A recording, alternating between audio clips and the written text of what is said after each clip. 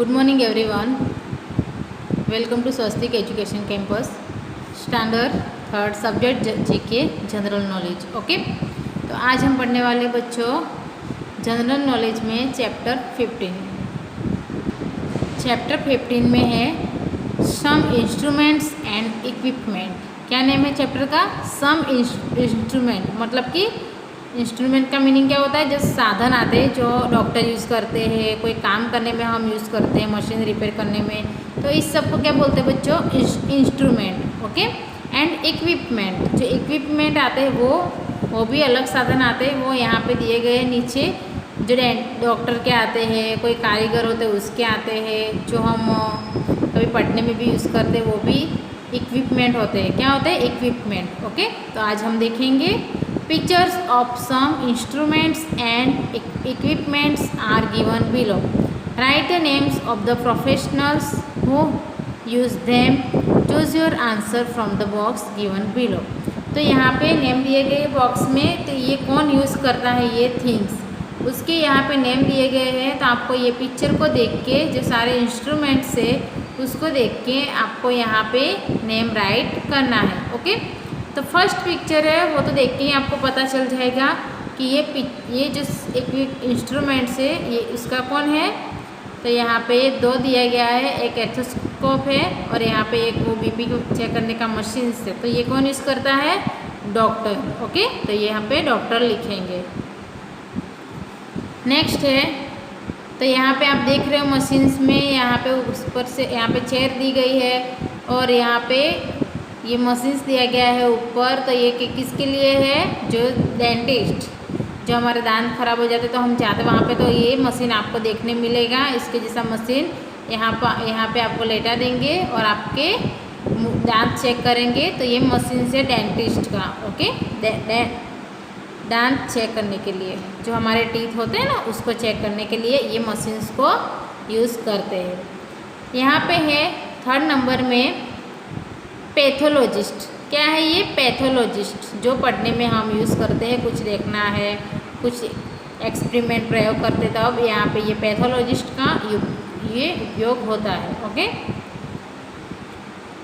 यहाँ पे है अलग अलग इंस्ट्रूमेंट्स दिए गए हैं छोटे छोटे। तो ये इंस्ट्रूमेंट्स किसके हैं? वॉच रिपेयर, जो हमारी घड़ी आती है ना उसको रिपेयर करने के लिए ये सारे इंस्ट्रूमेंट्स हम यूज़ करते हैं। ओके, तो ये है वॉच रिपेयरर। ओके, इलेक्ट्रिशियंस, तो यहाँ पे अलग अलग पाना बोलते हैं ना, उसको क्या बोलते हैं? पाना, डिसमिस, पाना और पकड़, ये सब बोलते हैं ना। तो ये सारी चीज़ें क्या है? इलेक्ट्रिशियंस।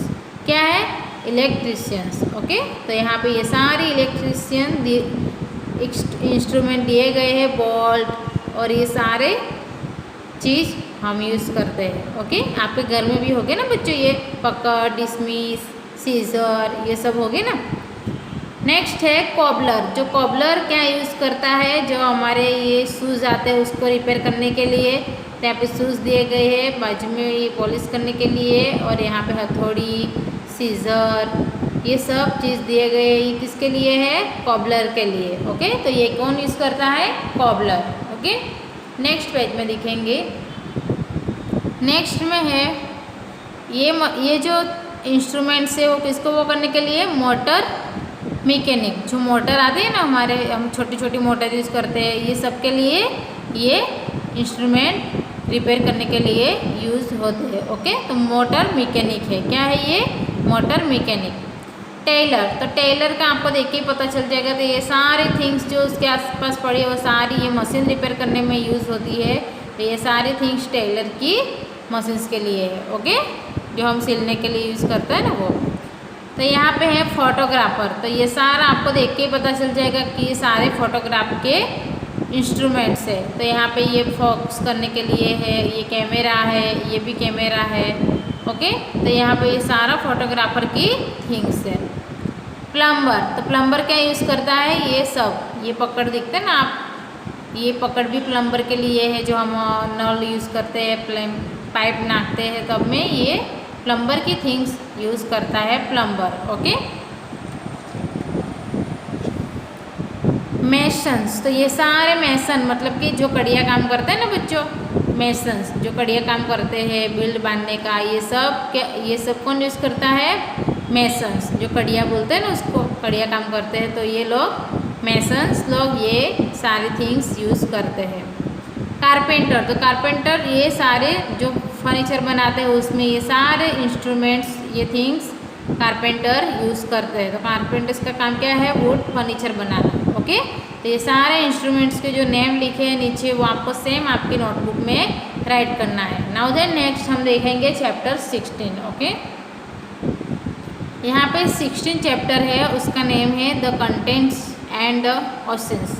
जो कंटेंट्स क्या है? कंटेंट्स। ओके, तो यहाँ पे हम हमारे जो ऑसेंस दरिया होता है ना उसका आज हम देखेंगे continents. We live on the earth, तो हम कहाँ पे रहते हैं? पृथ्वी के ऊपर। अर्थ का मीनिंग होता है पृथ्वी। Okay, it is very large, तो ये बहुत बड़ी है। About 3/4 part of our earth is cover with water, तो यहाँ पे आप देख रहे हो, यहाँ पे ये गोल राउंड है जो हमारी अर्थ है, तो उसके आसपास क्या है? वाटर ही वाटर है। ओके, पानी ही पानी। तो while the remaining 1/4 part is cover by land, तो वहाँ पे एक पार्ट कैसा है? जो जमीन के साथ कवर है।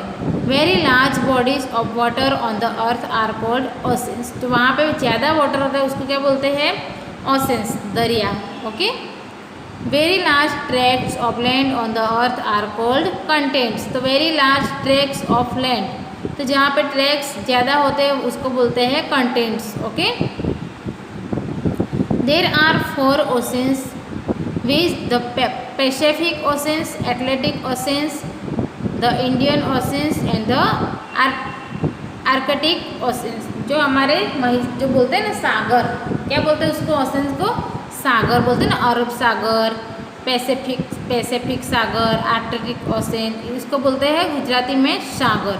ओके, तो यहाँ पे ये ओशन से कितने हैं? 4, the Pacific oceans, the Atlantic oceans, the Indian oceans and the Arctic oceans. Okay, the Pacific ocean is the largest and the deepest oceans, ये बहुत बड़ा है। कौन सा ओशन? पैसिफिक ओशंस, तो यहाँ पे ये रहा पैसिफिक ओशंस, ये बहुत बड़ा है। डीपेस्ट ओशंस बहुत ऊंडा है और बहुत बड़ा है।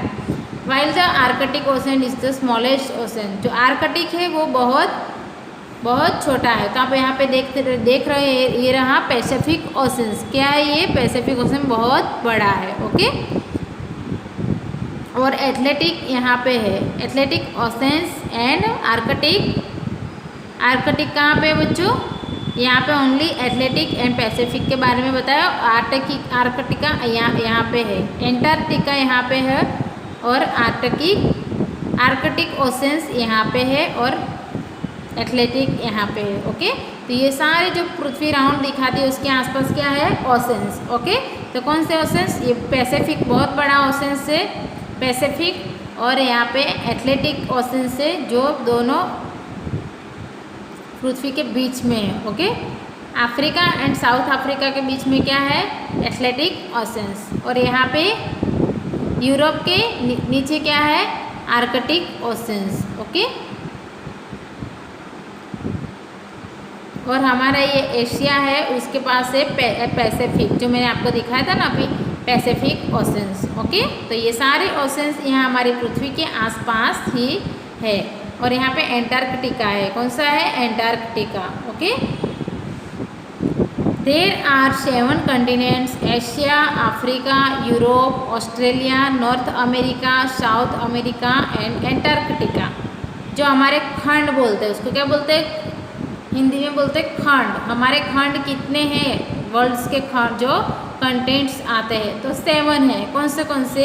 Asia, Africa, Europe, Australia, North America and South America and Antarctica. Okay, तो ये हमारे क्या है? Continents. There are 7 continents and largest oceans कितने हैं? 4। ओके, तो आपको याद रखना है कि हमारे वर्ल्ड में 4 ओशंस से एंड 7 कंटेंट्स से। Okay, Asia is the largest contents while Australia, तो एशिया बहुत बड़ा है। ओके, तो उसमें हमारा देश भी शामिल है, इंडिया।